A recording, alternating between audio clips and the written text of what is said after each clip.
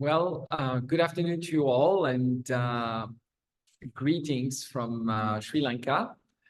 I'm really glad to welcome you to this webinar that is organized by the United Nations Industrial Development Organization in Sri Lanka, destined to Sri Lankan food safety partners, and aimed at providing additional insights on how food control systems may be considered for modernization, for enhancement, for improvement.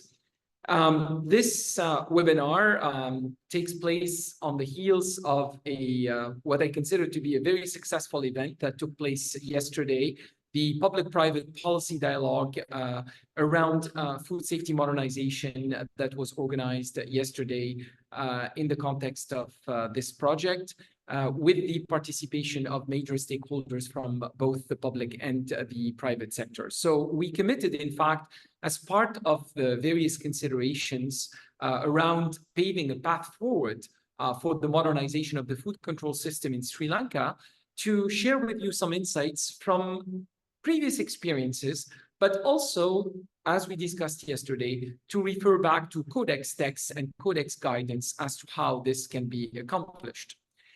So I welcome all of you who are joining this webinar, and the presentation that will be used today will be shared with you subsequently. So we will have your emails through the registration list, and we will be happy to share this presentation with you later. So please feel free to let me know or to put on the chat if there is any difficulty in either hearing me or with the connection, or even with watching or seeing the slides. So we have entitled this presentation as Redesigning the Food Control Systems, trying to work from the guidance all the way to practice, and attempting, like we did yesterday, to continue to learn from previous experiences that were implemented in this regard. Now, I will be using, really, in my presentation today, part of what I used yesterday, because again, most of the considerations for redesign, for modernization is coming from Codex texts. And if you recall, I indicated yesterday that there is a foundational text that was developed by the Codex Committee on Food Inspection, Food Import, Export, Inspection and Certification Systems, CCFIX, known as CXG 82/2013, which essentially speaks about a guidance on the design and implementation of food control systems. And in this text, there is even an objective of what national food control systems are meant to achieve. And the objective that is stated is that these food control systems are there to protect the health of consumers and ensure fair practices in the food trade. And for those of you who know the mandate of the Codex Alimentarius Commission, it is in fact the mandate of the Codex Alimentarius Commission. The difference is that the food control system is doing that at the national level. Now, this guideline gives direction to food competent authorities as to the principles that they need to observe when they are designing and implementing food control systems. And I'm going to go through them again in paraphrasing them. The first principle speaks about the fact that the objective of the control system needs to be primarily the protection of the health of consumers and ensuring fair practices in the food trade. But if there is a contradiction between the two goals, always the protection of consumers' health should trump any trade considerations. The second principle calls for a holistic approach in the way the food control system needs to be designed and deployed, meaning that it has to cover a whole food chain approach. The third principle calls for transparency in every aspect of the way the control system is operated, particularly in the decision-making process and all the steps that lead to that. The following principle, which is again the fourth principle here, speaks about the roles and responsibilities of food competent authorities and calls for avoiding duplication and overlap and trying to have complementarity and collaboration between these competent authorities. So that happens obviously by clearly defining the roles and responsibilities of each of these partners.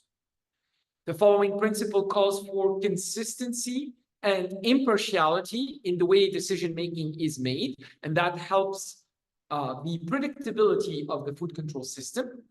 The following principle speaks about, again, the heart of the decision-making process, that those decisions need to be risk-based and science or evidence-based all the way. So you cannot make a decision unless it is anchored in some data, some evidence. For food safety, clearly, it has to be based on the food risk analysis paradigm. For other things, for, let's say, areas related to technical regulations that are not safety related, so essentially quality related, for example, in this case, you still need an evidence basis for any type of requirement that might be set. The following principle calls for cooperation and coordination between competent authorities when the food control system operates with the participation of more than one competent authority. The following principle calls again for moving away from reactive measures and trying to act at the end of the system, meaning at the end product, and basing the decisions on end product testing and moving that towards preventive measures as early as possible in the food production chain.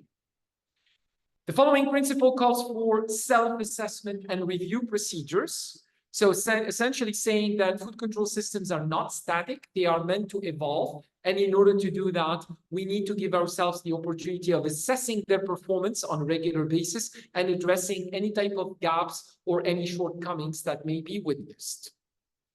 The following principle calls for the recognition of other systems in the way decisions may be taken. So essentially calling for the fact that any food control system is not operating in a vacuum. You have other countries, you have other partners that are working with you, and you may rely on their decisions. You may also rely on decisions that might be made by third parties, such as industry or service industry. So essentially, for example, those that design and make available these private standards, these private food safety and quality schemes. The following principle is related to the legal foundation. We cannot operate a food control system, and we would not have the authority to act unless this is anchored in a legal foundation, generally coming from a legislation, generally a food safety legislation, from which we can draw upon the regulation or any type of technical regulations.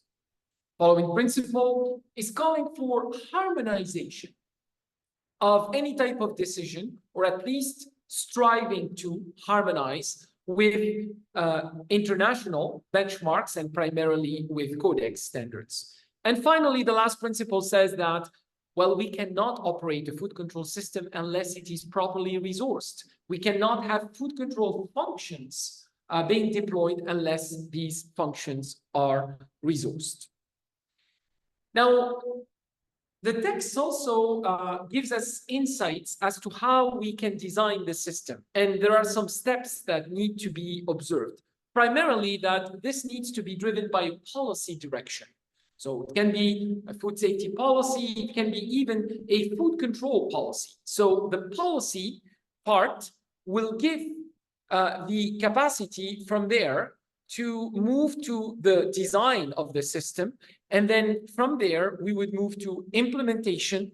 And of course, after a period of implementation, we may need to pause and review the performance. And as a result of the performance, we may identify areas to improve that will translate into policy and so on. So this is really a cyclical process and a very dynamic cycle. And this is, of course, aiming for continuous improvement of the food control system. Now, of course, that text, and you know how codex texts are developed. You have over 180 countries that need to arrive at a consensus. So arriving at a consensus for a text like that was actually a true performance. But sometimes, working in committee or drafting in committee can make some of the texts difficult to understand or makes them a little bit complex. In fact, here, many people question even the order of the principles. But nonetheless, these are very solid guidelines or very solid guidance as to how food control systems should be designed and operated.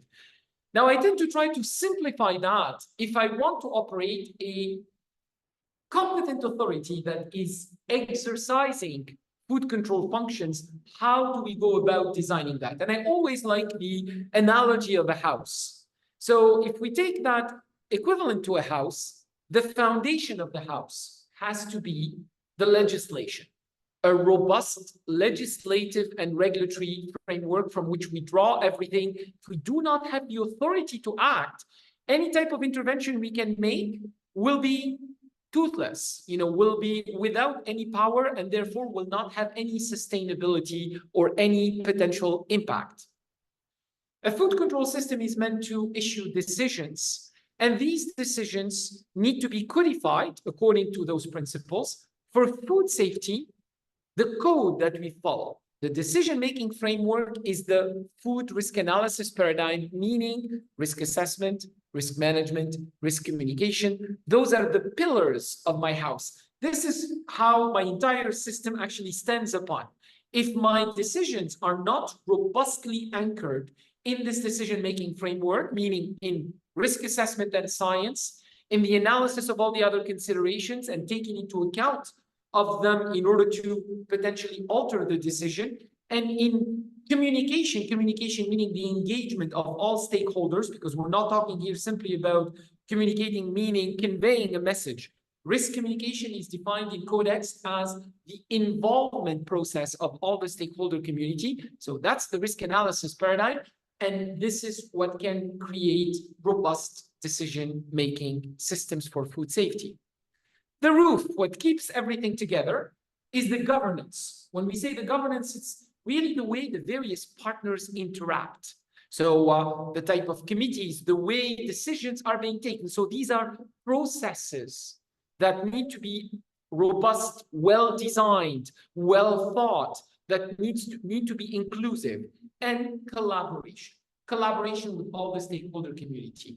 So that's essentially my summary of the CXG 82/2013 in the way a food control authority would need to operate. Now, we need to supplement the foundation with two key elements, because we will not be able to operate, because again, food control is a very operational program. It's a very operational function.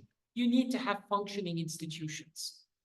And given that our decisions are based on science, we need to have a scientific capacity that underpins the entire food control system. So that's really the way we can represent the food control system, and even we represent how a food competent authority should operate, guided by the 13 principles of CXG 82/2013. Now, of course, when you have a system where you have different regulators, and in fact, this is a representation of the system that I will be talking about later on, as it was previously. So in Suriname previously, and in many countries, in fact, you tend to have different regulators for different steps in the supply chain. So for example, primary products, whether be it, raw, chicken, whether be it meat, fresh fruits and vegetables, milk, etc. As long as it is not processed, it tends to be regulated by some specific parts of the food competent authorities. And when you have processed products, you may actually change regulators. So again, it's not that the model is not good, but you need to make sure, if you have multiple authorities, that you have full coverage of the supply chain. You need to have optimum coordination. You need to make sure that you do not have duplication, and you need to make sure that there aren't any gaps. It's very easy sometimes, and you find that in many systems where you have multiple competent authorities. Sometimes the authorities are fighting over the oversight for something, whereas big parts of the system remain without coverage or without oversight. So this has to be avoided, and we need to have a coverage of the entire chain by the food control. Now, if you want to even further codify or structure things, and if we want to know what are the food control functions or the food regulatory functions that competent authorities need to have, or what are the food control functions that need to be deployed for a system to function, we actually can identify them very easily in these 4 items that are represented on the left here. Of course, any system will need to be anchored in legislation and the subsequent regulation, but you need to fulfill 4 functions. The first function is that you need to have the capacity to issue rules related to the availability of products for sale and therefore for consumption. These rules can be of different natures. The first type of rules are what we call the horizontal rules. So essentially, what type of contaminants and what are the allowances of chemical contamination in food? What is the allowance for microbiological criteria? The type of allowance of labeling or requirements of labeling. Any type of requirements associated with the inputs, like the use of pesticides, the use of veterinary drugs, the use of fertilizers, and so on. So these are horizontal rules, and they require a function of standard setting. Now, obviously, this can be very highly informed by what the international standard setting system does, meaning by codex standards, but nonetheless, we cannot have a system that adopts codex without thinking. You need to have always the ability to assess the relevance of the codex standard to your jurisdiction and the ability to potentially even adapt the codex decision.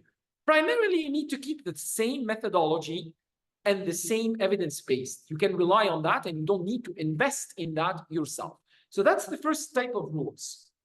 The second type of rules are the rules related to the management of food operations. So this is essentially what a regulator should set in terms of minimum requirements for food business operators to be able to open shop and to be able to operate, to produce and to sell. And that applies at every level. It can be the licensing of farms, it can be the licensing of processing units, it can be even the licensing of the retail.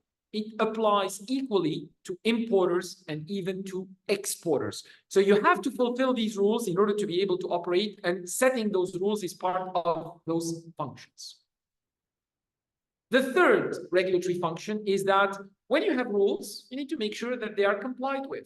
So you need to have a system of compliance verification, and that's essentially your inspection programs. And that applies also to domestically produced products, to also products that are imported, but also products that might be subject to certification for export.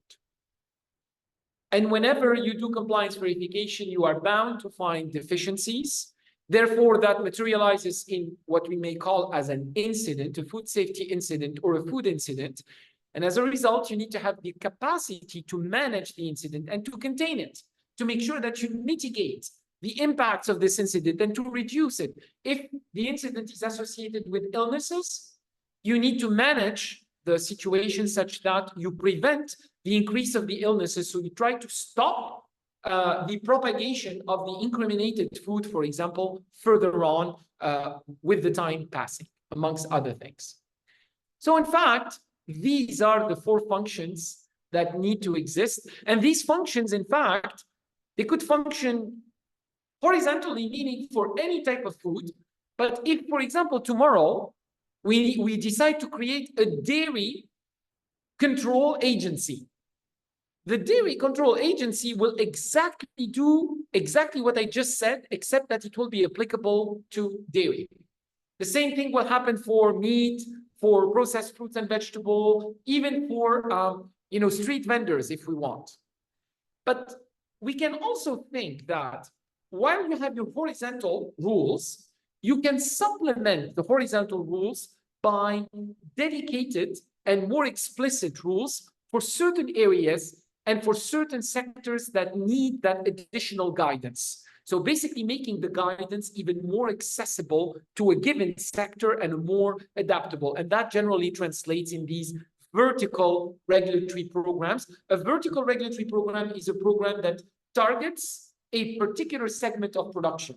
We have to be careful here to make sure that these programs remain consistent amongst themselves and particularly remain consistent with the horizontal functions that I just mentioned. Finally, to operate all this, you need to have enablers.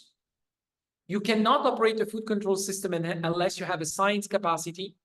That science capacity, by the way, can be in-house or can be outside. So for example, I can tell you, Australia and New Zealand, FSANZ, Food Standards Australia and New Zealand, they don't have laboratories.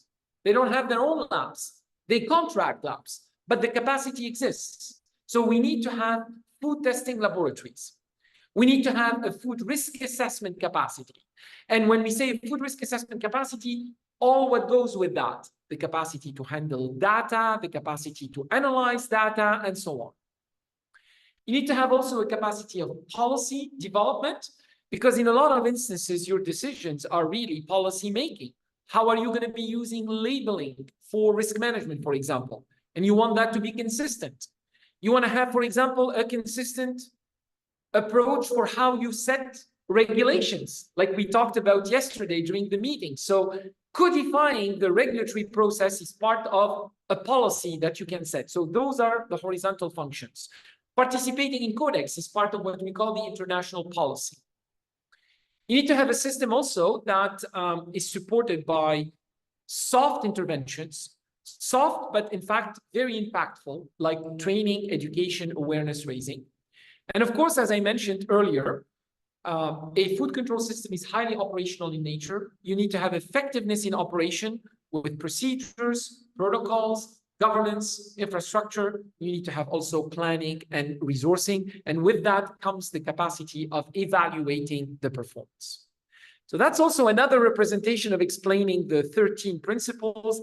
And as I mentioned, the fact that food safety tends to be a complex proposition, we need to make sure that we maximize the utilization of resources and where possible, collaborate and synergize.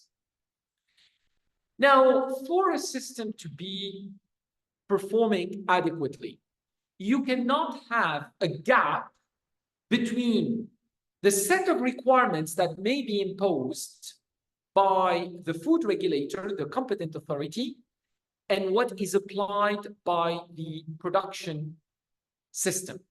In other words, if essentially the rules are this high and the production system is not able to perform, even the 10th of what is proposed, you have a big gap, you have a discrepancy, and your rules are not even effective. Can be also the opposite. You may have a food production system that is highly operational, extremely performing, that has adopted the best international benchmarks, yet the public part of it, so the rule making and the administration of the food control is weak. In what sense? Basically, it's not supported by scientific capacity, by evidence-based, there is no consistency, there is no transparency, etc. Guess what's going to happen? And that happened and happens regularly. Despite every effort that the production sector will make, there will be one day where there will be an issue. And if there is an issue, who do you think the external stakeholders will point their fingers to, or they will be looking for reassurance from? Certainly not from the production sector. They will be looking for the guidance and the reassurance from the competent authorities. And if these competent authorities do not have their system on par, that gap will materialize in a loss of trust, in a loss of markets, and in less resilience in the capacity basically to recover from an incident or from a bad situation like a non-conformity or, for example, a major recall. Now, there is another consideration that I would like also to share with you. And this is also to make, from a policy-making standpoint, the difference in the way foods are regulated in comparison to other products that tend to be regulated. And I always try to make the parallel between how we regulate food and how we regulate drugs. You realize that for any type of therapeutic product, we would not allow any therapeutic product on the market unless a regulator has examined it and deemed it to be safe and deemed to be fulfilling all the requirements from a production standpoint. Do we do that for food? The answer is no, we don't. Basically, drugs are considered to be unsafe and hazardous products with a very high potential for hazard. Yet they are needed, so therefore I need to have them. So because of the risky nature of that type of product, we are subjecting that product to a pre-market oversight. On the other hand, food is something that we need every day, and it's supposed to be, by principle, safe. And as a result, the way I regulate food, first of all, the way I position myself in the risk arrow, I'm in the low risk area. Which means, how do I regulate food for the most part? For the most part, I don't actually bring every food and examine it. Oh, you're okay to go on the market. You're okay to go on the market. Can you imagine how much that will cost? You will not be able to afford to eat, basically. So foods are regulated on a post-market basis. What do we mean on a post-market basis? Basically, the regulator makes general rules, general provisions. If they are fulfilled, you're allowed to go on the market, okay? And this should be the vast majority of the decisions need to be what we call post-market rules. Your general provisions against adulteration, your limits for contamination of food, your requirements of labeling for nutrition and allergens, all those are post-market rules. But the risk nature of food is not equal. You may actually increase in the risk arrow. So I'm going to give you an example. Food additives. We have been using food additives since actually over a century, okay? But a food additive, what is it? It's a chemical substance that is foreign to food, and I'm adding it and making it an integral part of the composition of the food. As a result, in fact, I've introduced something that is potentially hazardous and made it part of the food. Because I increased in the risk, therefore, I am going to be increasing in my level of oversight, and I'm moving to a pre-approval approach for additives. No additive can be used unless it has been examined and deemed to be safe for the conditions of use that are proposed. A similar type of approach is applied for other categories of products. So I'm going to give you a case in Canada and the United States. Infant formula is considered to be a high-risk product. Why? Because it's a product that is destined to the most vulnerable subset of the population, infants, and that is also likely to be consumed on a sole source basis. And as a result, it has to be regulated pre-market. And actually, not only pre-market by approving the product, we approve even the conditions of production of these products. We consider them highly sensitive. Now, the way countries consider the level of risk and how they may subject certain things to pre-market or post-market is actually their own policy decision. And that comes from what we call the acceptable level of protection. So some countries, for example, will consider that GMOs are likely to be risky, and therefore I'm going to be subjecting them to a notification and approval process prior to coming into market. Others will consider that, look, you know what? If there are rules that are fulfilled about their production, including the codex considerations for the safety assessment of foods derived from biotechnology, they're okay to come on the market. So you see, this is really the prerogative of the countries. And again, this will be subject to what Sri Lanka will decide for certain decisions to move that decision arrow for certain situations to post-market or pre-market. Now, when we got this text CXG 82 2013, lots of people said, well, this is great, we have a good text, but how do I come about in assessing the performance of my system?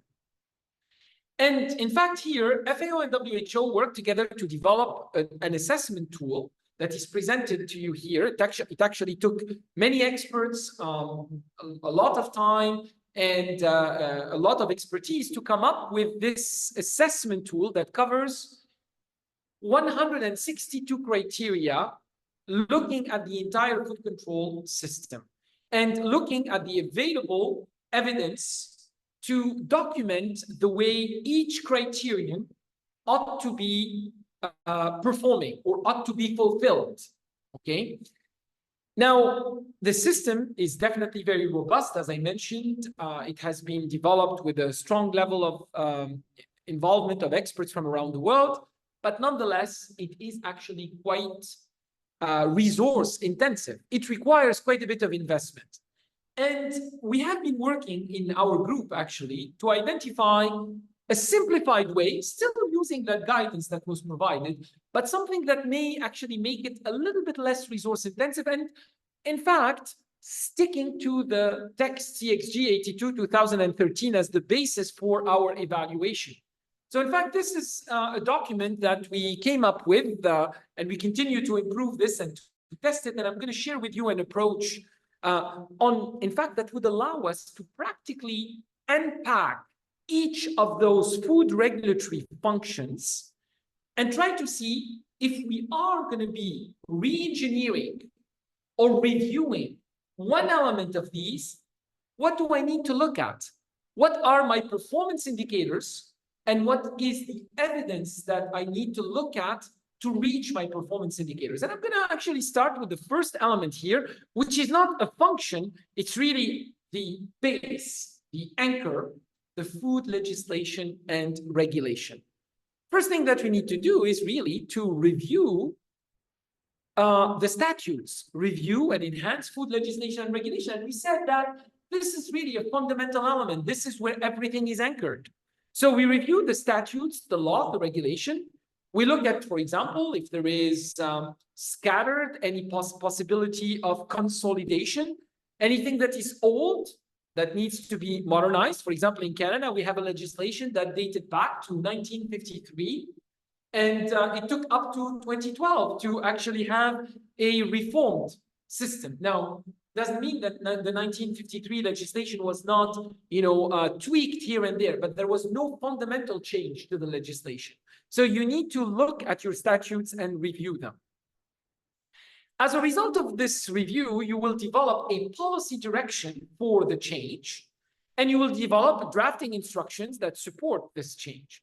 And here, in any type of change that you want to induce, you need to look at a couple of considerations. How your proposal would align with modernized food safety statutes. So I'm going to give you an example. In fact, the following point emphasizes that. The modern food safety statutes change the paradigm of responsibility. The old systems, they put the onus on the regulator to find the fault. In order for me to, as a regulator, to essentially act, I need to find you, producer, at a fault, prove it, and then actually take action on you. The modernized system changed the paradigm. It puts the responsibility on the producer. The producer is the one that makes available the food. Therefore, it is incumbent on the producer at any level of the production chain to take every measure necessary in order to ensure the prevention of the introduction of the hazard. So we are at the prevention level, and we are at the responsibility of the producer. Me as competent authority, what is my role? Now, rather than trying to prove you wrong, I'm going to ask you to show me how you are right. Meaning that you have to document as a producer every measure that you have taken, and when asked, you have to show that.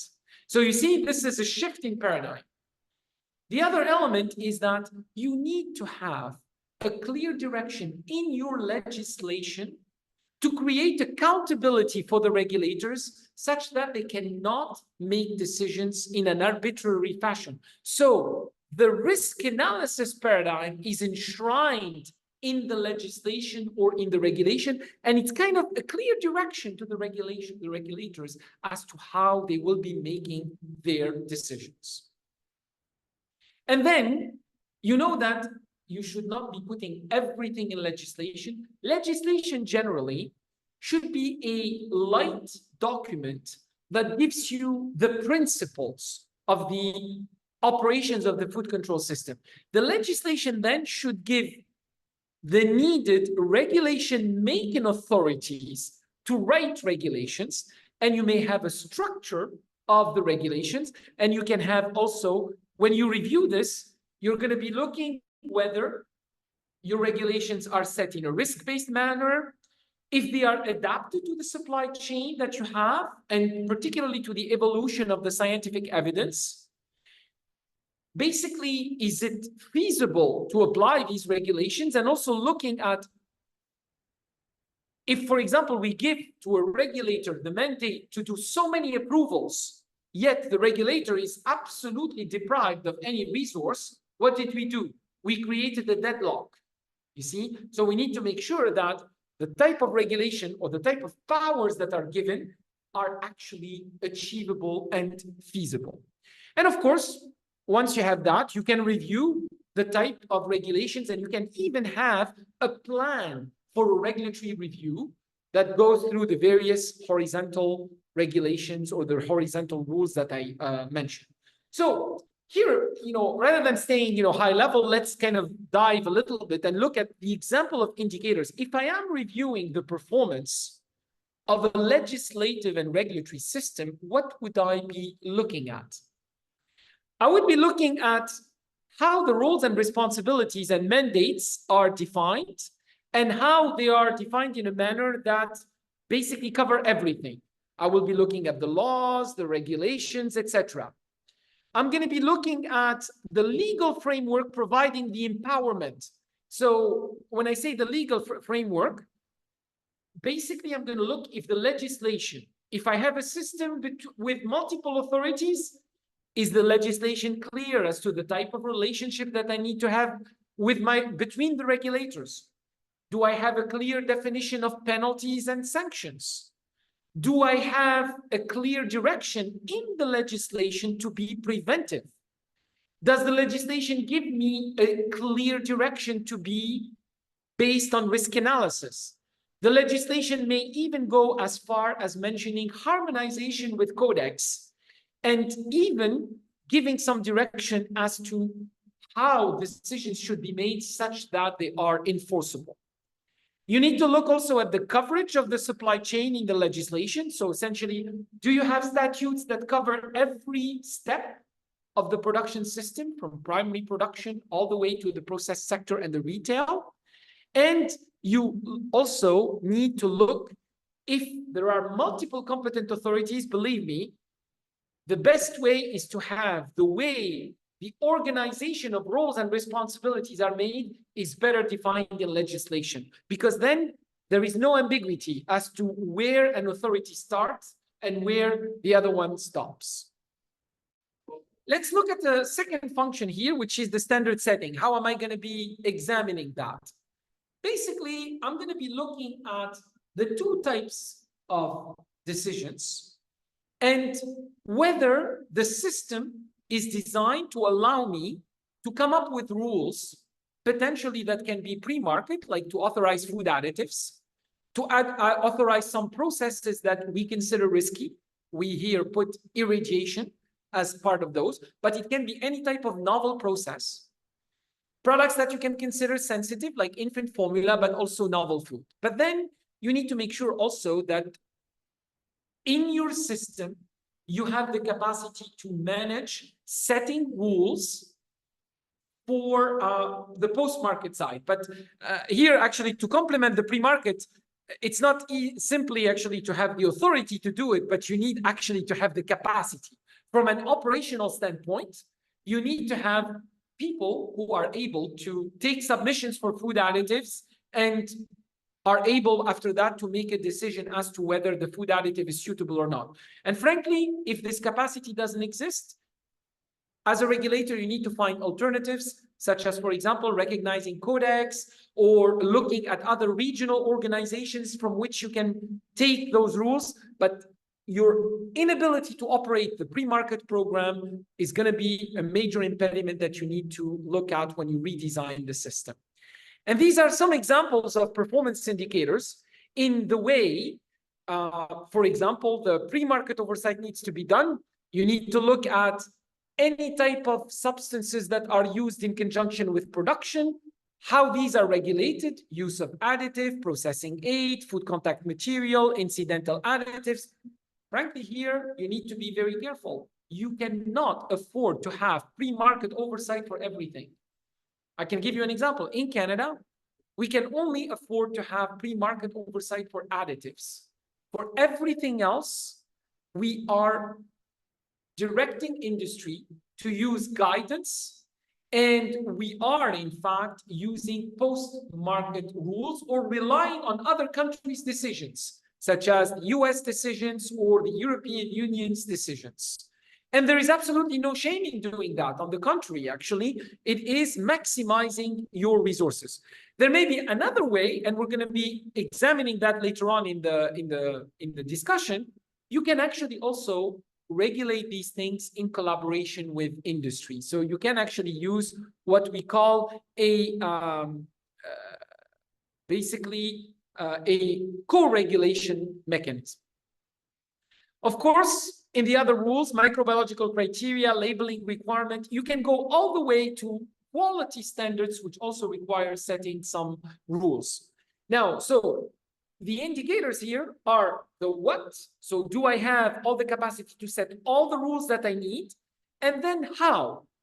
Are my standards, are my rules benchmarked against international standards like Codex, for example? Do I have the capacity to do risk assessment that support setting these requirements? Even when I take a Codex standard and I decide to use it, I need to do a mini risk assessment to show that the Codex standard fits my reality. So for example, if you have, I don't know, a contaminant that might occur in rice, and you have a country that consumes so much more rice than what Codex did or what JECFA did in order to evaluate the conditions of setting of this level, you may actually have a difference in the number that you might apply, but that doesn't mean that you are different from Codex. In fact, you followed Codex, you followed the methodology, but you adapted the decision based on a scientific assessment. And of course, in order to manage all this rulemaking, you cannot have rulemaking without a process for rulemaking. So the regulatory process, and that needs to be evaluated, and wherever there are gaps, they need to be addressed. The following function is the management of food operations. So here, what do we mean by that? Any system that operates cannot be operating without knowing who does what in the system. So you need to have, at the very least, the knowledge of who is operating, who is allowed to produce food.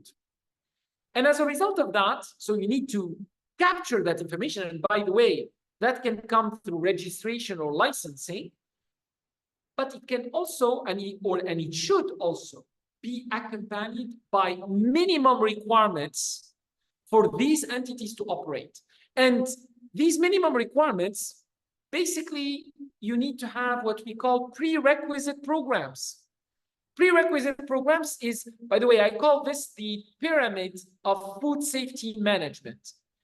The base of the pyramid are your PRPs. The PRPs are essentially your requirements for the infrastructure to be acceptable, your requirements of sanitation protocols, your requirements of the education and the training of the operators, the hygiene of the operators, the way you manage your supply, the way you manage when your products are ready and how they are shipped, the way you send them. So everything that comes in and goes out, and everything that is the foundation of the operation of the food handling before I start the line to manufacture. These, we call them PRPs, because they tend to be the same. In any bakery, the prerequisite programs will be the same. In any type of meat processing establishment, it's going to be the same. So these are independent of your food product that you're trying to manufacture. But of course, I mean, they vary depending on the value chain. You don't have the same PRPs for meat value chains as you might have for fresh fruits and vegetables value chains. But then the heart of the pyramid is what we call preventive controls. And preventive controls is a larger denomination for HACCP, hazard analysis and critical control points. Or, here for food defense, it could be the TACCP, the threat analysis and critical control points. So these are systems that you design aimed at trying to identify the hazard as early on as possible in the way it might be introduced in the production chain, and take the measure that would mitigate that hazard and documenting that. And the top of the pyramid is the traceability. And traceability generally is expressed by n-1, n+1. You need to know, at the very least, who is supplying you with what, and you need to know to whom you are selling what. This is very important. When you have an issue, when you have an incident, if you don't know where the food went, how can you recall it and minimize potentially the issues? So this is where traceability becomes so important. Now, after that, it's very important to know that these requirements, even though they seem daunting, because there is a lot here to consider, you need actually to apply these requirements incrementally. In a lot of instances, you need very much to accompany the sector with the development of these rules. And in some instances, the sector itself develops these rules, and the regulator ends up actually adopting them as part of the best practices that they would like to propagate amongst a sector. The following function is the compliance verification and enforcement. And when you review this, basically you try to make sure that your system is effective and efficient. And part of the things that you need to look at, do you have what we call a risk-based approach? And do you have an incremental approach? What do we mean by that? Risk-based is expressed in two ways. First, I'm not going to put all my capacity of inspection for a product that is less risky. Like, for example, I have a biscuit manufacturer, and I'm going to be inspecting that biscuit manufacturer 100 times a year. And yet I have a meat processor, and I'm going to be inspecting that only twice a year. That's not risk-based. Biscuits are far less risky than meat. Therefore, my resource allocation for compliance verification needs to be based on risk. And when I say that, this means by the same token that if you have identified that some sectors have taken measures to improve their food safety practices and adopted, for example, a higher international standard, including a private standard, why would you put more resources to further inspect that sector with the same level of frequency as if they didn't do that? Rather, again, you use your risk-based lens to say, because they did that, I will be redirecting the resources to other things. It doesn't mean that you don't do anything with them. You still do it, but you apply a lighter hand simply because it makes sense also from a resource allocation. The likelihood of finding a problem will be much less. So using the risk lens comes with the allocation of resources on the basis of the risk determination. Using the risk lens as well comes in the way the decision is made. And I use always this: you're not going to try to kill a mosquito with a hammer. So you're not going to be using a very high, heavy-weighted decision for something that doesn't have a huge risk. You will be adapting your decision based on the risk determination of the non-conformity of the non-compliance. Another element as well is what we call the incremental approach. You cannot expect that by promulgating a rule, and even if you took the time to promulgate the rule, that essentially the food production sector will be complying with this right away and is fully equipped, etc. You need to actually use a step-by-step approach. And this is, in fact, this approach was developed primarily and applied in New Zealand, and is being adopted actually around the world, what I call the VADE approach. And I will unpack this: voluntary compliance, assisted compliance, directed compliance, and enforced compliance. How do we essentially look at that? I'm trying to see here, and I'll come back later to the models. Basically, whenever you promulgate a new rule, you need to plan ahead of time. First of all, a soft period of implementation. What do we mean by that? Meaning that you explain the rule to the sector, you propagate the best practice about the rule, and you try to see that the sector is voluntarily complying with this through education, engagement, and communication. After a period of doing that, you will be reviewing how the sector has adopted the rule, and you will be finding in some instances that some areas it's not on par. In those situations, so after you do that monitoring, you might be designing some support mechanisms that tend to be very targeted in order to alleviate that non-capacity of complying for a particular area.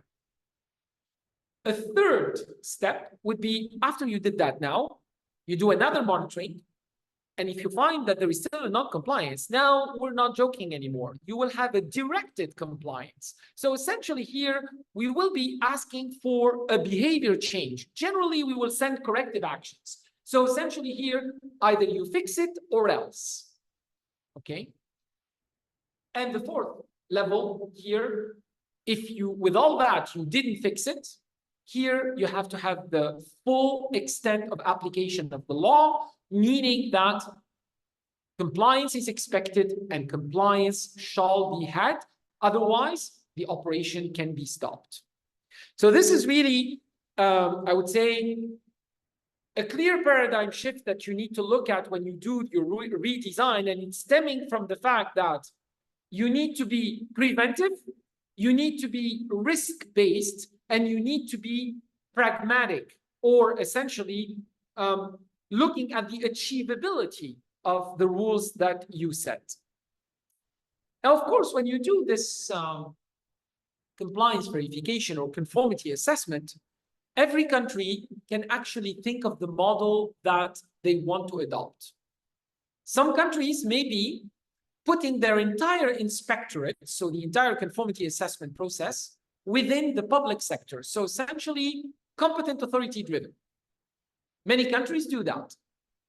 And sometimes you need to have really a strong workforce because, again, if you have many establishments, even though you do this on a risk basis, your allocation, but you still have quite a bit of internal resources to do that.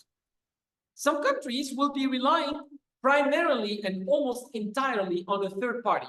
New Zealand is almost close to this model. What does New Zealand do? Generally, the MPI sets the requirements of performance for this conformity assessment and will be certifying or will be giving an acknowledgement, if you will. In fact, in this case, practically an accreditation of those entities that will be conducting the review for the public sector. So essentially, in this case, this is being done by a third party for a fee, generally, and even that fee is actually decided by the public sector in order to make sure that this remains affordable. So instead of the competent authority reviewing 15,000 establishments, they will be reviewing, I don't know, 150 third-party conformity assessment. And that can be much more manageable to do than actually doing the rest. And actually, the most prevalent model is what we call the hybrid model, which essentially offers space for both options. And depending on where you put the needle, on how much you rely on third parties and how much you rely on your entire inspectorate, that's again part of your policy decision. As I mentioned again, in any type of intervention of this nature, and any type of rulemaking, you need to make sure that there is a parallel between what the sector is able to accomplish and between what the rules that you set across the supply chain.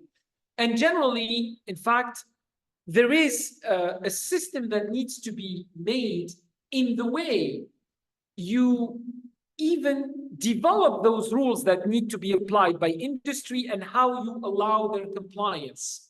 So generally, and in many instances, the regulatory requirements may be inspired by what industry developed. So like, for example, in good agricultural practice, a lot of the measures were developed, in fact, by the production sector. The same thing actually applies in a number of interventions for certain sectors of production. So for example, I don't know, the dairy sector came up with clear codes of practice in order to produce certain types of dairy products. These can become the basis of the minimum requirements that might be set by the regulator. Of course, when you are going to be making compliance verification, you need to rely on procedures and protocols for the assessment. So the internal procedures and protocols. And of course, when you deploy the new measure, don't forget to start with compliance promotion prior to starting enforcement. And don't also forget that for any new rule, you need to train your workforce in order to make that compliance verification basically meaningful. Because if essentially the inspectors are not, if those who do the compliance verification, they don't know what the rule is about, well, they're not going to be doing a meaningful job. Now, the indicators of success in this particular case, it's not by how much contraventions you will have. The indicators of success is by how much compliance you will witness. So the least I use my enforcement measure, the more successful I consider myself to be. So in fact, actually, those who might be counting their performance by how many infractions I issued, it's actually telling you how badly the system is performing because you're issuing so many infractions. So it's the opposite that needs to be the performance indicator. Also, most of your interventions need to be preventive in nature. And another parameter, or PI, a performance indicator, is how collaborative the process has been between food regulators and regulated parties. And the way to illustrate that level of collaboration is really to consider how predictable the system is. What do I mean by predictable? Predictability means that if I reverse the roles and I use the same information that is available to me, I am likely to land with the same decision. And that's why, in fact, in a lot of instances, and this is part of the best practice, when an incident happens, the industry identifies the incident, manages the incident, does the analysis of that with the same type of assessment, and in fact, conveys the result of what they did to the regulator. At the end, the regulator takes the information. Yeah, okay, I would have ordered the recall too. So essentially, it's the same thing. So basically, because the decision-making process is based on the same paradigm, on the same framework, and it is evidence-based, you are likely to end up with the same type of decision, even if you reverse the orders. And again, relying on risk determination, but also relying on risk to prioritize your resources, and your resource deployment is another indicator of success, because otherwise, basically, your food control activities will be non-affordable. Now, I mentioned briefly how the New Zealand system works, and again, here, the New Zealand system is really practically the illustration of what we call an outcome-based system. So it's a system that rewards the performance. Many systems, by the way, do that. So if you are an operator and your track record of performance shows your level of compliance to be quite high, that is rewarded by less frequency of inspection. Less frequency of inspection means less money, because inspection is actually for a fee. So essentially, this is a system that rewards good behavior and that actually creates some impediments for bad behavior. And it's also a system that relies primarily on the third-party determination. Now, here, I would like to re-emphasize the importance of relying on a food compliance and enforcement policy in a system. Basically, you should not be operating in an environment where individuals are making a decision without a frame for that decision-making. You need to come up with a system where, when you change people, because the system is the same, you are likely to end up with the same type of decisions because it is following a framework, a clear compliance and enforcement policy. And a compliance and enforcement policy is a key document to have as part of that third element of the compliance verification, the third regulatory function, because it's a document that generally describes your principles of intervention. It goes even all the way to defining the steps that you need to follow to develop a new rule. You need to think of compliance and enforcement at the development of the rule. You also need to think of your resources, how much this will cost me, how much this will take me to implement, both for myself, but also for the regulated sector. Same thing, actually, for the type of guidance that I need to develop. So this is a fundamental, policy that you need to have. It's in fact an operational policy. It's really a policy that guides how you operate compliance verification and how you operate enforcement. And once again, I think I will have bored you by repeating this. The utilization of this incremental system, voluntary compliance, assistant compliance, directed compliance, and enforced compliance, which is generally really a way to promote compliance. Now, as I mentioned, despite every effort, incidents will always be witnessed. And in order to be able to manage incidents, you need, first of all, to have the capacity to uncover incidents. So you need to have a capacity.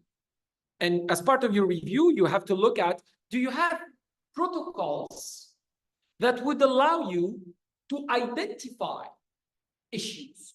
And then, do you have protocols that would allow you to investigate the issues? So essentially, to look at the root cause analysis, for example, because without knowing the root cause, you will not be able to make a decision. First of all, to assess even the situation, and then to make a decision as to how you will be remedying that issue. And then finally, you need to have the management decisions, and this is going back to my hammer and my mosquito. You need to have risk-based decisions. In other words, your enforcement measure needs to be commensurate with the level of risk. You're not going to be recalling a product that has a mislabeling of the food additive when that additive doesn't have any allergenicity or any type of hypersensitivity or anything like that. It's simply a technical non-compliance that can be remedied without any issue, and you do not need the entire resource of recalling the product as a result of that. On the other hand, if you have a product ready to eat meat contaminated with listeria, you cannot afford to have it in the market and have children eating that and potentially facing very detrimental situations up to fatalities. Your capacity to manage incident needs to go all the way from the series of measures in the context of identifying the incident, assessing the incident, managing the incident, informing the stakeholders about the incident, all the way to elevating that to emergency response. And the emergency response generally needs to be based on an emergency preparedness. So you need generally, this is one of the indicators that you look at. One of the things when we evaluate a system is, do you have an incident management framework? So essentially, do you have, and it's not only the document, it's the document and the processes and protocols and the practice that go with it. Those are the set of measures to manage the risks to consumers from unsafe or unsuitable food. For incident, this is something that needs to be applied on an ongoing basis. When the situation ceases to be an incident, and by the way, there is guidance about that. When do you cease to be an incident and become an emergency? When your ability to control the incident goes beyond your capacity. You need to call on others. And at this point, actually, it becomes an emergency. Of course, all of this would not be done without a continued collaboration with all the partners. And if you do not see basically in your evaluation, particularly of the governance, because here I did not unpack everything. I tried to show you some elements that you would be looking at and what type of performance indicators that you would be looking at to identify the performance of each of the control functions. Part of what you will be identifying is how much collaborative the system is. You can look at that in the way the governance is done. You can look at that in the way the communication is done. You can look at that in the way the consultation is taking place, and so on and so forth. Now, for the remainder of this discussion, I will be using a case study. Yesterday, we had the privilege to hear from Sanjay Dave, the Indian experience. And I mentioned very briefly another experience that took place in a country that is not maybe the same size as Sri Lanka. It's probably smaller, in fact, in population. How much is the population of Sri Lanka? I don't know. 22 million. So essentially, we don't measure, because here we're not even at the level of a million. We are at 500,000 roughly, or 600,000 individuals. But nonetheless, they need to have a food control system, and they need to have an operating food control system. So let us see the situation, how it was and how it changed, or how it is changing. The system was based on a segmented food control system, primarily where you have several regulators. You had the Ministry of Agriculture, which was responsible for products that are in primary production. So if you have raw poultry, it's under the responsibility of the Ministry of Agriculture. The minute you cook the chicken, it becomes the responsibility of another ministry. It's the Ministry of Health. Or if it is part of a more complicated products like a chicken pot pie, it's part of the Ministry of Health. So you change regulator depending on the level of processing. And the system actually suffered from duplication of oversight and efforts, added burden on the industry sector. Same products were overseen by different regulators at different times. Limited resources to the regulators. At some point, actually, the number of inspectors, you can count them on the one hand, that would be operating particularly for the processed products. Limited coordination as well, even though some efforts were made, but they were not optimal. Now, Suriname is in fact a very highly producing country in the sense that it has very strong capacity of production, except that it's not fulfilling the objectives or the opportunities, because the system was facing various product rejections from foreign markets. Previously, if you looked at the RASIF from the European Union, you will find several levels of rejections. Producers were not finding the level of guidance that they needed and the services that would be provided. Even to be able to test a fruit and vegetable, they needed to send the product to the Netherlands to be tested and then be sent back, because the testing capacity in the country for the fruit and vegetable sector was not available. The performance of the food control system was not well defined. At the same time, the country actually witnessed an experience that was quite successful in one segment. The Fisheries Inspection Institute was created, but was created on a model of public-private collaboration. Why? First of all, this sector was deemed to be of a very high economic value, was very strongly directed to export. And frankly, there was a big threat of strong economic loss if the sector didn't fix its act. Even though the sector was actually fixing its act by adopting the best practices of harvest and production, the regulator was weak, and foreign markets needed the reliance on the regulator to certify the effectiveness of the performance of the system. Came the idea to create this Fisheries Inspection Institute. Basically, it's still an entity that reports to the Ministry of Agriculture, but is operated by a board of directors that is made by public and private partners. And the entire operation is given to this board of directors. So in fact, when we were talking yesterday about independent authority, this is what we mean by independent. The decision-making process is independent from the area where the institution reports to, and it needs to be based on all those criteria of decision making that we mentioned. Now, using this model, Suriname said, well, we would like to look at the possibility of creation of a single authority. And here, lots of questions came up. Do I include everything? Like, do I include farms? Do I include food-producing animals? Like, basically, do I also include animal health, plant health?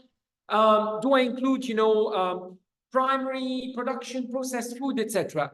And where essentially the decision landed is to say, you know what, we have an international benchmark that is Codex. How about I model my oversight at the same level of where Codex is? So I will start where Codex starts, and I will finish where Codex finishes. In other words, when the animal ceases to be on its feet or it gets out of the water, at that point, it becomes a product and it becomes subject to Codex requirements. Therefore, it is subject to the new agency's requirement. When the plant, which here ceases to be a resource and it's harvested, it's taken out from the ground, basically, or out from the tree, it becomes a product, and therefore it is subject to Codex requirements, therefore it is subject to the new agency. But it went a little bit further than that. Codex, as you know, gives guidance for feed. Why? Because the safety of feed conditions the safety of food.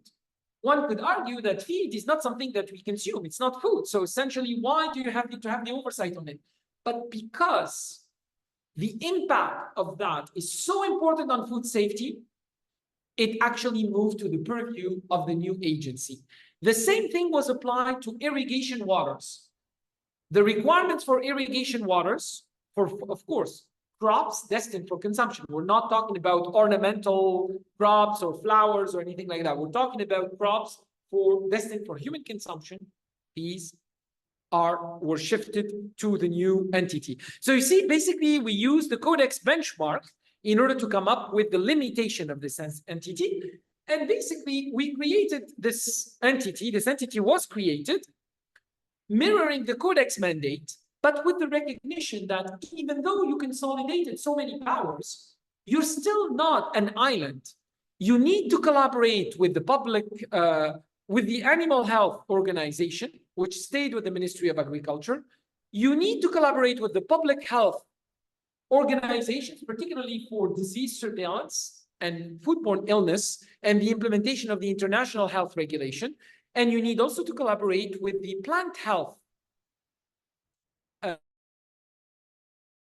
regulator, particularly when it comes to seeds and so on, to make sure, again, that the system is holistically overseen. And essentially, an act of parliament was developed, but it was developed on the basis of this legislative policy that I just outlined. All these elements, where do I start, where do I finish? On what basis I create my decision-making? Who has the powers and the authorities? Where does the agency report? How should certain operational requirements be? All that was actually encompassed in a policy that supported the drafting of the legislation the introduction of the legislation, and then the creation of the agency. The agency acts as one authority for both domestic inspection, for export control, import control. It's one body that sets all the rules, technical regulations, requirements. It's one body that does the testing, and it is also the international focal point for Codex. And I think I explained to you yesterday about how the model operates. Basically, the idea of independence here is not to have the entity independent from the government, but rather to have the belonging to the government organized in such a way that it's no longer one portfolio to which this organization has accountability. And you have, in fact, 3 or 4 ministries that will be sharing their responsibility. Now, for Suriname, it was the Ministry of Trade, not Ministry of Industry, that is here. And the most important element is that the decision-making body is, in fact, a board that is made by the representation of the trustees, meaning the health ministry, the agriculture ministry, the trade ministry, but also a representation and a meaningful representation from the industry sector and even the consumers. And then, of course, right now, Suriname is working at designing those food regulatory programs, including actually equipping itself with the enablers. It's not necessarily easy. Now, in fact, the newly recognized agency has established to itself a vision. They developed actually a strategic plan that they've adopted for the next 3 years to be recognized as a leading food regulatory authorities to effectively enhance consumer protection and contribute to a favorable environment for food and agri-food sectors. So you see this statement that it is a dual mandate: protection of consumers and creating a favorable environment for the food and agri-food sector, supported by modernized food legislation and through the operation of proactive food regulatory programs. The mission of this entity is to regulate and promote the safety, quality, and sustainability. I think this word is very important. The role is not only regulate, but to promote, meaning to propagate the good practices for safety, quality, and sustainability of food and agri-food products produced, imported into, and exported from Suriname, of course, aiming to the protection of health of consumers and enabling fair practices in the food trade. The organization adopted values, and you see that it's very much aligned with the values of Codex, basically collaboration, transparency in the decision-making, independence as a food competent authority. So you see the independence comes in the decision-making, and impartiality of treatment amongst stakeholders and constituents. And they've embarked on 5 areas of transformation: modernizing the legislation, looking at promoting food safety practices, working with domestic and international partners to promote Suriname's position. So in fact, now Suriname is participating more and more in Codex proceedings and actually learning also from Codex. You cannot operate without at least 2 elements that are inward-looking. You need to have a dynamic and professional workforce, and you need to have a science capacity. And of course, this requires resources. And frankly, this is probably right now one of the biggest challenges that is facing this agency, is to be able to be properly resourced to be able to do all this. Another element also that they looked at is how they structured themselves. And you see, they tried to do it very simple. 3 directorates according to the functions that I mentioned. A directorate that does standards and regulations, including the management of business operations. What does this tell you? It's basically the directorate that does rule making, and then that at least licenses the operators. But this directorate doesn't do the enforcement. It's another group that does the enforcement, that is made of inspection staff, incident management, emergency management, including the operation of labs. So this is kind of what they called your field and scientific operations. And they had a 3rd directorate, which is your policy directorate, But for the time being, in fact, they are not able to resource this. So they made this, in fact, as part of a group that reports directly to the CEO. So because you always have, you have to have a small group that does HR, finance, infrastructure, legal counsel. They added to it this policy group, and they made it as a small group reporting to the CEO, but ultimately it will become an independent directorate. And now what they're trying to do is, rather than trying to fix everything at the same time, they selected a sector and they're going to be focusing on that sector to improve the performance. Standards, regulations, management of business operations, conformity assessment, management of imports and exports, incident management, including the enablers for that, lab and risk assessment, and the capacity to do international or to contribute to international standard setting and to get informed from them. And that's essentially what this entity now is embarking on. Now, it's early days, of course, it's the first, I would say, months or even the beginning of the implementation of this process, but there are high hopes. Essentially, this is a country that is part of also of a group that is known as the CARICOM, Caribbean Community. And in fact, they're looking also at harmonizing their activities with CARICOM partners because they know that they cannot do it alone. They need to do it with a regional anchoring.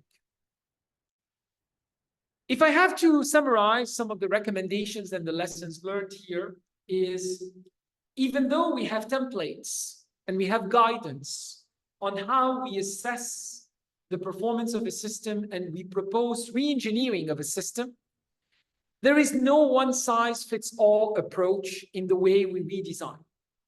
Any type of redesign and reform needs to adapt to the situation of the country, but primarily to the aspiration of the stakeholders. You cannot force-fit a change. It has to be an inclusive process, and it has to match the realities of the country.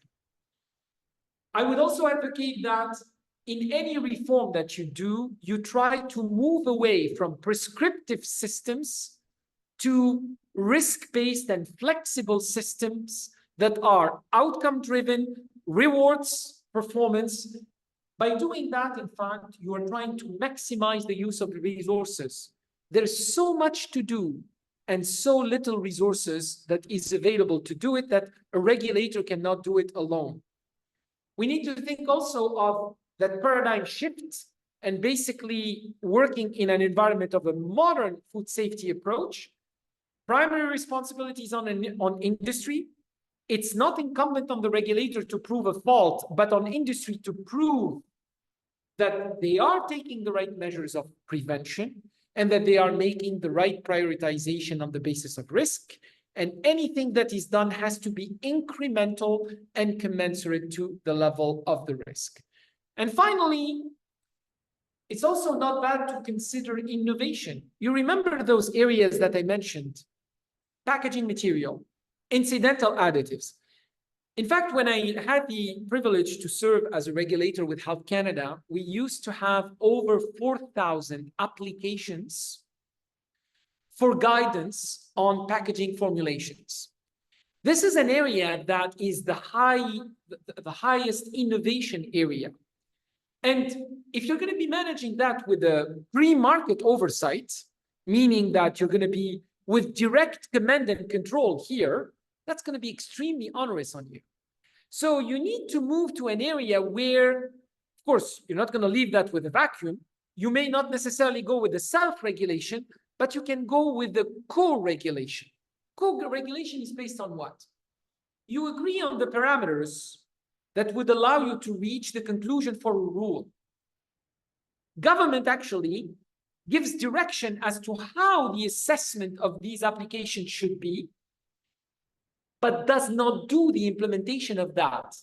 But because those guidelines have been applied, the result of the assessment is endorsed by government. So you have, in fact, what we call a co-regulatory mechanism. And by doing that, you're sharing the burden with the regulated sector. And finally, I will leave you with collaboration, collaboration, collaboration. Going back to food safety is everyone's business. Certainly, the primary responsibility is the industry. And we can only have good performance with the application of preventive measures and with the industry applying those preventive controls. But you need to have a strong collaboration with the regulators in the way the rules are developed.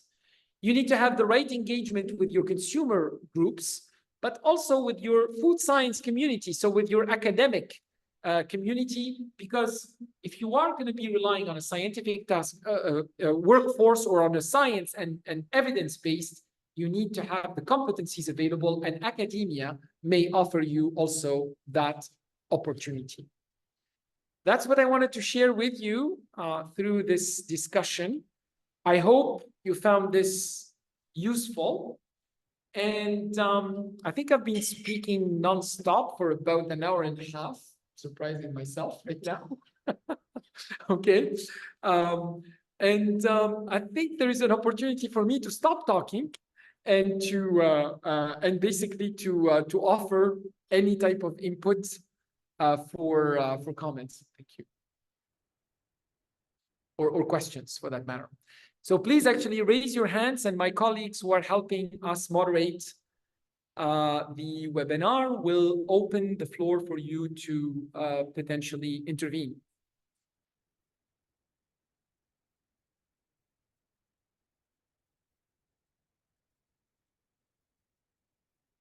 Well, it's awfully quiet. So it either has been extremely boring or extremely clear. I don't know.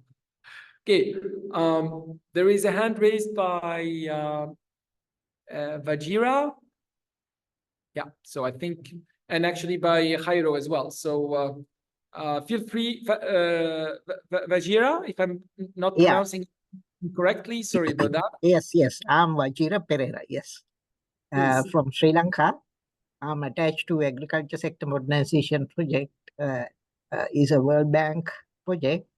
Now, my concern is if the local regulatory authority to regulate the Food Act and food regulations, if they are not in compliance in certain instances, what action we can take to overrule or to take considerable action for this purpose? You mean if the competent authority is not competent enough? Is that what you're saying? Not competent, rather, if they are not acting on authoritative to comply the rules and regulations in a proper way, what actions as a consumer could take?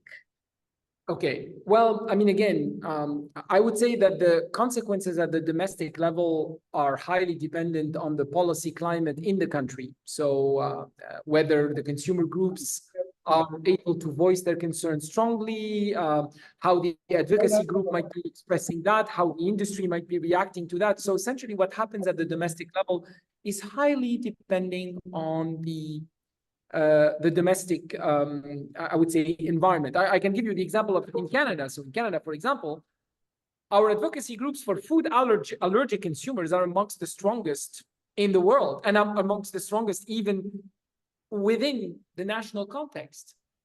They will not let something that is non-performing well without acting on it and without advocating for change and without working really with, I mean, I found in those advocacy groups the best support to have the right advice and to actually change things, okay?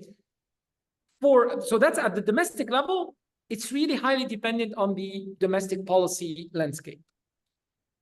At the international level, though, that cannot be going without any repercussions. Why? Particularly if a country is a member of WTO and therefore adhering to the SPS and WTO agreements, any discrepancy with the adherence of good regulation making, any type of illustration of arbitrary decisions, unsubstantiated decisions, non-transparent decisions, etc., will have consequences in terms of complaints at the SPS committee, at the TBT committee, and so on and so forth.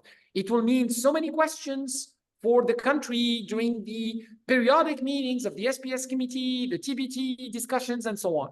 So these type of things can have economic consequences at the international level if things are not, taking place. And there's, of course, the reputational aspect. It takes so much time to create a reputation, but it's so easy to destroy it. So if the performance of a competent authority is not on par of what is expected to exercise the food control functions, that can create mistrust at the international sector, etc. So it can be detrimental to the economic, performance of the country. Jairo, you have your hand raised. Yes, thank you. I got your answer. I think that is okay. Thank you, Vijay. Thank you.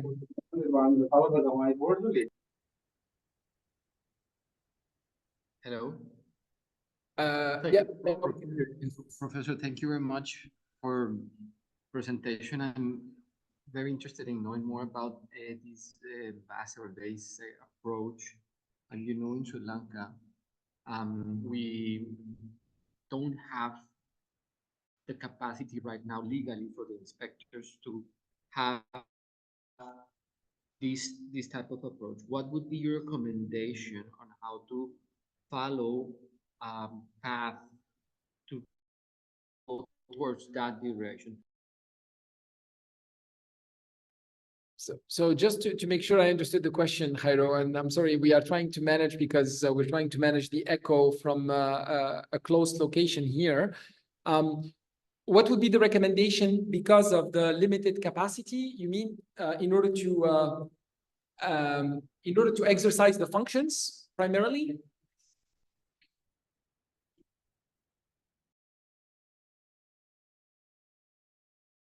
Framework. Well, okay. I guess actually the question was, in the absence of a legal framework, how do we manage things? Because we don't have the capacity to change that.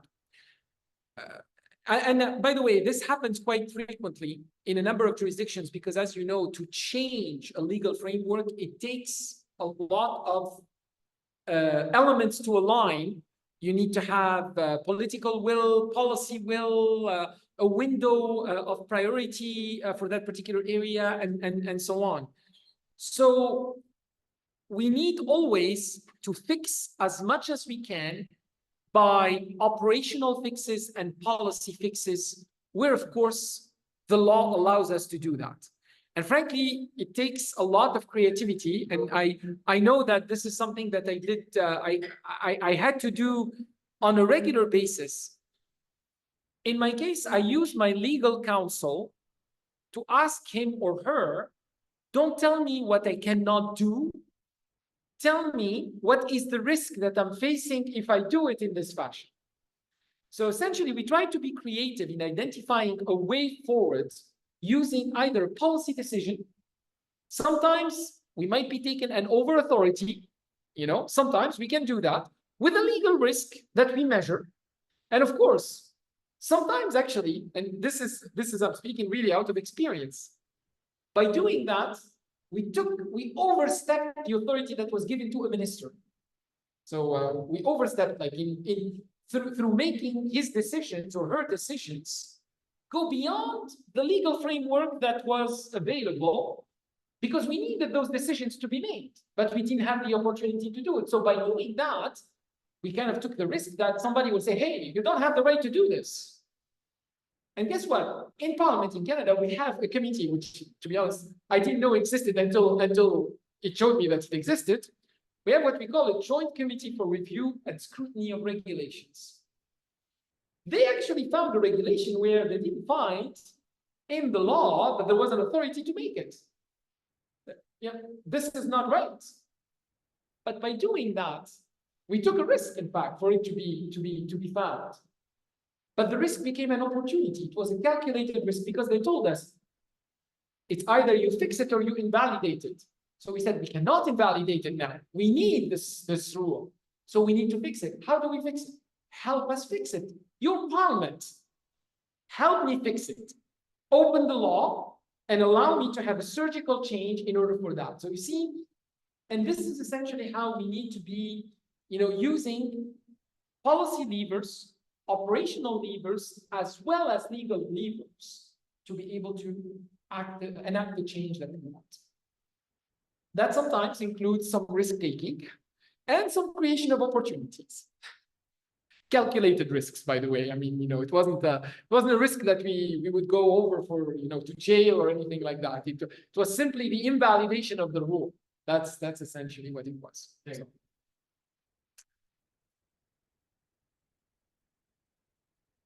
I don't see any more questions, so I guess it's Friday afternoon here in Sri Lanka, and I think, we've taken enough of your time. I'm actually very grateful. I saw that at the peak of the presentation, we reached about 45, I don't know, 43 or 45 participants, which is actually great. And at the end, we are at about 28 attendees present. So again, I would like to thank UNIDO for the organization of this webinar and for enabling its availability. Just to let you know, this webinar it has been recorded and will be made available for you to review. And I would like also to equally thank my colleagues from the Global Food Regulatory Science Society that supported me technically in making this possible. So thank you very much. Enjoy your Friday and enjoy your weekend.